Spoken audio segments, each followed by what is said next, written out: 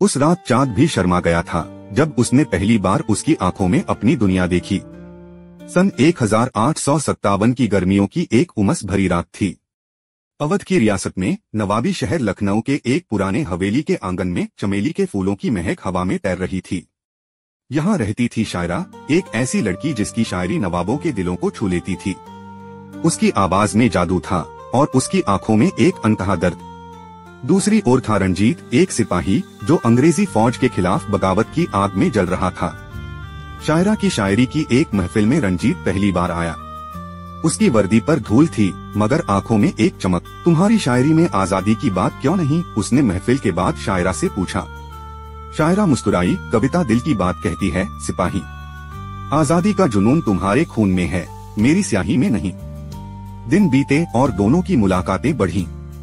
लखनऊ की गलियों में गोमती के किनारे चुपके चुपके वो एक दूसरे के करीब आए। रंजीत उसे बगावत की कहानियां सुनाता और शायरा उसे अपनी कविताओं से बांध लेती। पर प्यार का ये सिलसिला आसान नहीं था। शायरा के पिता नवाब साहब चाहते थे कि उनकी बेटी किसी रईस से ब्याह करे और रंजीत, उसका दिल तो आजादी की जंग में डूबा था। एक रात जब बगावत की आग लखनऊ में भड़क उठी, रंजीत ने शायरा को एक चिट्ठी दी।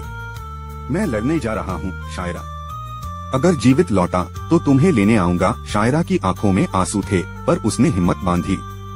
मैं इंतजार करूंगी रंजीत, चाहे 7 जन्म लग जाए।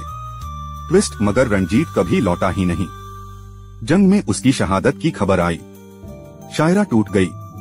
उसने शायरी छोड़ दी और हवेली की ऊंची अटारी में खुद को कैद कर लिया।